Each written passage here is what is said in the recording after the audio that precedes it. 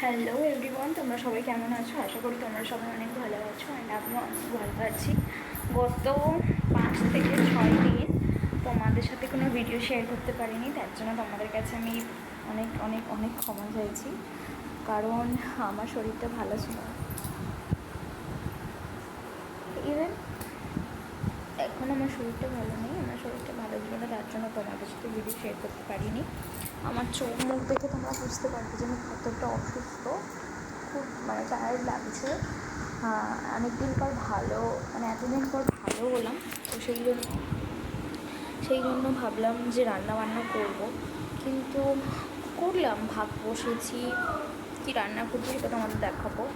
তো ভাতটা তরকারিটা যখন করছি, যখন এত টায়ার্ড লাগছে, মাথা ব্যথা ঘুরছে লিটারেলি। ইভেন এখনও কিন্তু আমার শরীরটা ঠিক হয়নি, কিন্তু কী করবো বলে, একার সংসার, রান্না তো করতেই হবে। সেই জন্য ওই যে দেখো রান্না বসিয়ে দিয়ে এসে এইখানে নিজে বসে আছি। আমি ভাবলাম যে অনেক দিন আমার ইউটিউব ফ্যামিলির সাথে আমার লাভ করা হয়নি, তো সেই জন্য আমি ভাবলাম যে না, যাই হয়ে যাক, তোমরাও তো আমার বন্ধু, তাই তোমাদেরও আমার আপডেট দেওয়াটা অনেকই দরকার, নাহলে তোমরা হয়তো অনেকেই চিন্তা করবে। তো সেই জন্য আমি কিন্তু তোমাদের কাছে চলে এলাম। এটাই তো, না বলো? একটা ফ্যামিলি মেম্বার হলে তো তার মধ্যে তোমাদের চিন্তা করতেই হবে, এই তো ব্যাপার। তো চলো ব্লগটা স্টার্ট করলাম। এখন ঘড়িতে বাজে ওই 10:55, 11টা বাজে। আমি অন্য দিন তোমাদের সাথে ওই 9টা নাগাদ ভিডিও শ্যুট করি এবং ছেড়ে দিই, তো আজকে করা হয়নি, তার জন্য আমি তোমাদের কাছে ক্ষমা চাইছি। দেখো আমি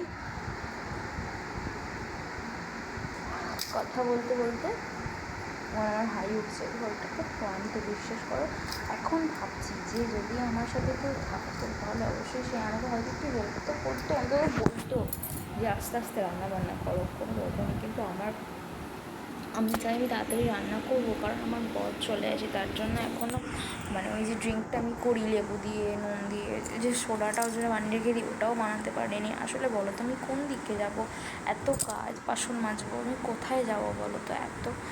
ওই জন্য আর আসলে এইটুকু বয়সে আর বললাম না। যাই হোক, তোমরা আবার কেউ খারাপ ভেবে না, আমি নিজের ইচ্ছে বিয়ে করেছি। তো যাই হোক, এই সব ব্যাপার আর কি, শরীরটা খুবই খারাপ। আমি বলতে চাইছি যে আমার যদি একটা শাশুড়ি মা থাকতো, আমি জানি উনি খুবই ভালো ছিলেন। আমার শাশুড়ি মাকে তোমরা দেখো নি, তোমাদের চলো দেখাই। ওই পেঁয়াজটা একটু নেড়ে দিয়ে আসি, তারপরে তোমাকে দেখাচ্ছি। পেঁয়াজ এখানে হয়ে গেছে, এবার কপিগুলো দিয়ে মশলা কষিয়ে রেখে দিচ্ছি, আমি পাচ্ছি না। চলো আমার শাশুড়ি মাকে তোমাদের দেখাই। তো লাইটটা চালাই, এই দেখো আমার শাশুড়ি মা, এই যে উনি হচ্ছেন আমার শাশুড়ি মা।